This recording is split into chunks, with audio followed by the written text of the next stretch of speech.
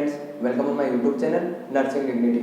Friends, today we will discuss a very interesting topic that is meningococcal meningitis. जो meningococcal meningitis है एक acute communicable disease condition होती है जो effect करती है मेनली हमारे जो ब्रेन के अंदर मेनिंजेस होती है जो ब्रेन और स्पाइनल कोड को कवर करती है, जो कवरिंग होती है ब्रेन और स्पाइनल कोड की उन्हें बोलते हैं मेनिंजेस।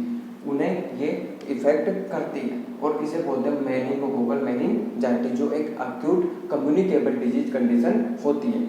इसका जो अदर नेम होता है सेरेब्रो स्पाइनल फीवर, जो CSF होता है इसका फीवर भी से बोलते हैं। जो सेरेब्रो स्पाइनल फ्लूइड प्रेजेंट होता है उसका फीवर भी से बोला जाता है, तो इसे बोलते हैं मेनिंगोकोकल मेनिंजाइटिस। अब बात करते हैं एपिडेमियोलॉजिकल ट्रायल। तो एपिडेमियोलॉजिकल ट्रायल में फर्स्ट में हम बात करेंगे एजेंट कि इस डिजीज का पॉजिटिव एजेंट या पॉजिटिव फैक्टर क्या होता है। तो जो मेनिंगोकोकल मेनिंजाइटिस होती है ये होती है बाय द निजेरिया मेनिंजाइटिस। जो निजेरिया मेनिंजाइटिस होता है इस माइक्रो ऑर्गेनिज्म के कारण ये डिजीज कंडीशन अराइज होती है। अब बात करते हैं होस्ट फैक्टर कि इस डिजीज के ऐसे कौन कौन से पर्सन हैं या फिर ससेप्टेबल पर्सन हैं जिनके अंदर ये होने के चांसेस ज़्यादा होते हैं। तो जो मेनिंगोकोकल मेनिंजाइटिस है मेनली सभी एज ग्रुप को अफेक्ट कर सकती है, लेकिन इसका जो मेन इंसिडेंस है, जो अकरेंस है वो देखा जाता है यंगर एज ग्रुप के अंदर। जो यंगर एज ग्रुप होते हैं इनके अंदर ये डिजीज ज़्यादा देखी गई है। तो जो इसके होस्ट होते हैं मेनली होते हैं यंगर एज ग्रुप या चिल्ड्रन। अब बात करते हैं सोर्स ऑफ इन्फेक्शन कि जो ये इन्फेक्शन है, ये डिजीज है, इसके ट्रांसमिट होने का कौन सा सोर्स है, कौन सी कारण से ये डिजीज ट्रांसमिट हो रही है, तो इसका सोर्स क्या है। तो ये ट्रांसमिट होती है by the nasopharynx of the cases and careers.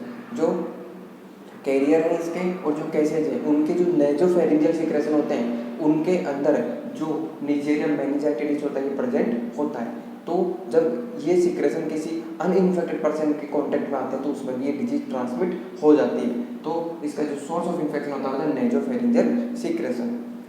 अब बात करते हैं एनवायरमेंटल फैक्टर कि ऐसे कौन कौन से फैक्टर्स हैं या एनवायरनमेंट है जिनके अंदर ये डिजीज होने के जो इनका जो ट्रांसमिशन होता है या डिजीज का जो इंसिडेंस होता है वो होने के चांसेस ज़्यादा फेवरेबल होते हैं। तो जो ओवर क्राउडिंग होती है, जो बच्चे होते हैं उनके लिए जो ओवर क्राउडिंग होती है लाइक प्ले ग्राउंड, स्कूल वगैरह, इनके अंदर ये डिजीज डेवलप होने के चांसेस बहुत ज़्यादा होते हैं। ड्राई एंड कोल्ड मंथ जो भी एक ईयर होता है इसके अंदर जो ड्राई और कोल्ड मंथ्स होते हैं उस सीजन के दौरान भी ये जो डिजीज है उसके ट्रांसमिट होने के चांसेस बहुत ज़्यादा होते हैं। तो ये थे एनवायरमेंटल फैक्टर जो फेवर करते हैं किसी डिजीज के ट्रांसमिशन के अंदर। तो that is overcrowding and dry and cold months. अब बात करते हैं मोड ऑफ ट्रांसमिशन कि जो मेनिंगोकोकल मेनिंजाइटिस है इसका one person to another person या source of infection to host जो एक अनइन्फेक्टेड होस्ट है उसके अंदर ट्रांसमिट होने का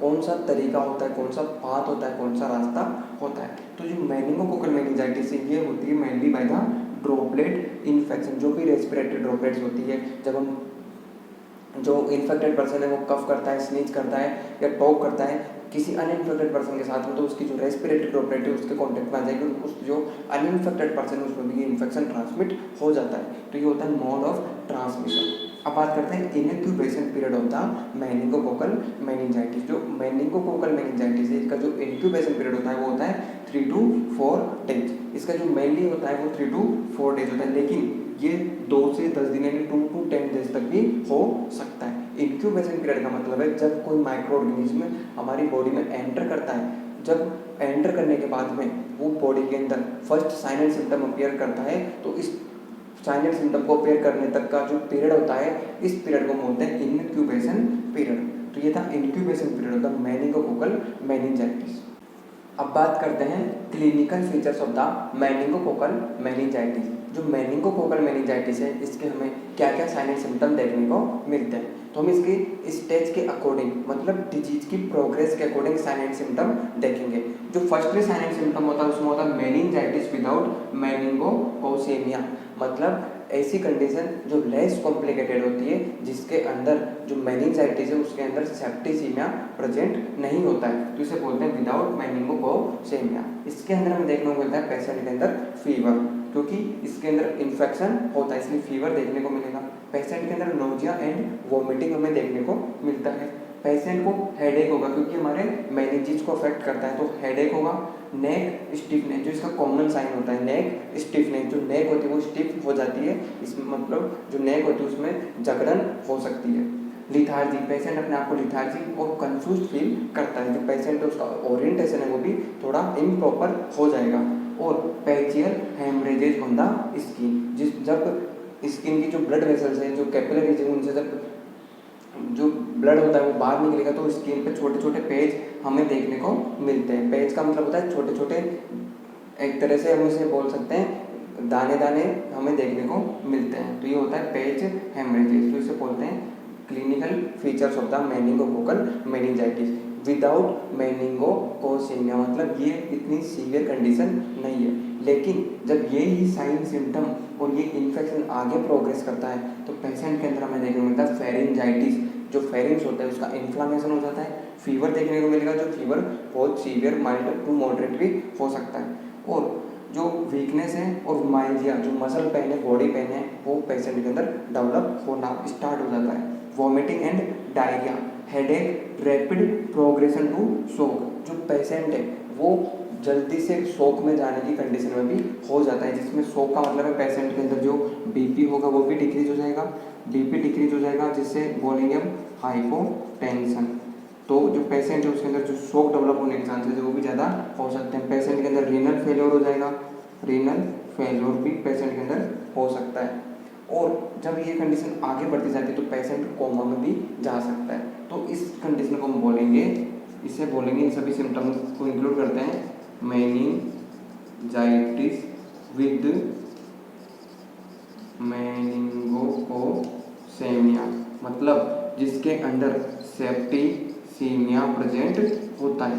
इस कंडीशन के अंदर सेप्टिसीमिया प्रेजेंट होता है और ये इस कंडीशन से ज़्यादा सीवियर कंडीशन होती है। तो ये थे clinical features of the meningococcal meningitis according to disease progression और डेवलपमेंट ऑफ द डिजीज और development of the sign and symptom और less complicated to severe sign and symptom. कुछ भी हम इसे बोल सकते हैं डिजीज की पैथोफिजियोलॉजी के अकॉर्डिंग साइन एंड सिम्टम मैंने आपको बताया है। तो ये थे clinical features of the meningococcal meningitis. अब बात करते हैं diagnosis of the meningococcal meningitis. जो मेनिंगोकोकल मेनिंजाइटिस है इसे हम कौन कौन से मेथड के थ्रू डायग्नोस कर सकते हैं, आइडेंटिफाई कर सकते हैं। तो जो पेशेंट है उसके साइन एंड सिम्टम देख के हम आइडेंटिफाई कर सकते हैं, पेशेंट की क्लिनिकल हिस्ट्री के थ्रू भी हम आइडेंटिफाई कर सकते हैं। लेकिन कुछ स्पेसिफिक टेस्ट होते हैं, एग्जामिनेशन होते हैं जिनके थ्रू हम इसे डिटेक्ट कर सकते हैं और बोल सकते हैं कि that person is suffering from the meningococcal meningitis. तो इसके लिए कुछ हम टेस्ट करते हैं। First one is the isolation of the causative factor, जो भी इसका बैक्टीरियल जो फैक्टर है उसे हम आइसोलेट करेंगे, उसका जो डीएनए रेप्लिकेशन वगैरह है ये सभी आइडेंटिफाई करके हम उसे इजीली डिटेक्ट कर सकते हैं। Second one is gram staining, जो ग्राम स्टेनिंग टेक्निक होती है उसके थ्रू भी इसे आइडेंटिफाई किया जाता है। Third one is blood test, जो भी ब्लड एग्जामिनेशन होते हैं उनके थ्रू भी इस बैक्टीरिया की प्रेजेंस को, जो इसका पॉजिटिव फैक्टर होता है उसकी प्रेजेंस को आइडेंटिफाई करते हैं।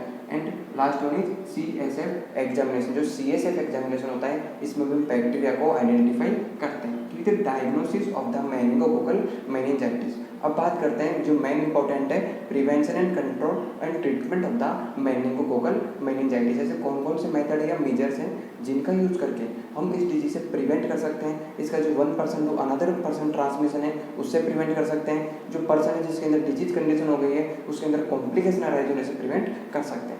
First one is preventive measures, इसमें हम यूज में लेते हैं अर्ली डायग्नोसिस। जो पेशेंट है यदि हम उसे अर्ली स्टेज में डायग्नोस कर लेंगे तो हम उसका जो ट्रीटमेंट है वो अर्ली स्टेज से स्टार्ट कर देंगे, तो अर्ली ट्रीटमेंट प्रोवाइड करवाएंगे जिसके कारण जो भी कॉम्प्लिकेशन है वो अराइज होने से बचा सकते हैं पेशेंट को और पेशेंट को इजीली हम इससे ट्रीट कर सकते हैं। और जब पेशेंट अर्ली स्टेज में डायग्नोस हो जाएगा तो जो इन्फेक्शन है वो अदर लोगों के अंदर भी ट्रांसमिट नहीं होगा। तो जो फर्स्ट मेथड होता है early diagnosis. Second one is the isolation, जो पेशेंट है कि हम उसे आइसोलेट करके रखेंगे, जो इसका इन्फेक्टिविटी टाइम होता है तब ये जो डिजीज कंडीशन है, क्योंकि हमने पढ़ा था इसका मोड ऑफ ट्रांसमिशन होता है रेस्पिरेटरी ड्रॉपलेट और इसका जो पोर्टल ऑफ एंट्री होता है नेजोफेरिंग्स होता है, सोर्स ऑफ इन्फेक्शन नेजोफेरिंजियल सिक्रेशन होते हैं। तो यदि हम पेशेंट को आइसोलेट करके रखेंगे तो जो इसका ट्रांसमिशन है वो अदर लोगों के अंदर नहीं होगा। तो जो आइसोलेशन ये भी एक इफेक्टिव मेजर्स होता है। Last one is the vaccination, जो मेनिंगोकोकल मेनिंजाइटिस की जो वैक्सीन है जो हम यूज में लेके पेशेंट को इजीली प्रिवेंट कर सकते हैं। तो जो इसकी वैक्सीन होती है वो होती है पॉलीमोनोसैकेराइड वैक्सीन। जो पॉलीमोनोसैकेराइड वैक्सीन होती है हम इसकी डोज लेते हैं 0.5 ml, 0.5 ml, जो इंट्रोड्यूस की जाती है सबक्यूटेनियसली, जिससे पेशेंट को इजीली प्रिवेंट कर सकते हैं। तो ये थे प्रिवेंशन एंड कंट्रोल स्ट्रेटेजी। अब बात करते हैं ट्रीटमेंट में हम जो बात करेंगे, सबसे पहले हम बात करते हैं एंटीबायोटिक में पेनिसिलिन जी। जो पेनिसिलिन जी होती है इसका स्पेसिफिक ट्रीटमेंट होता है।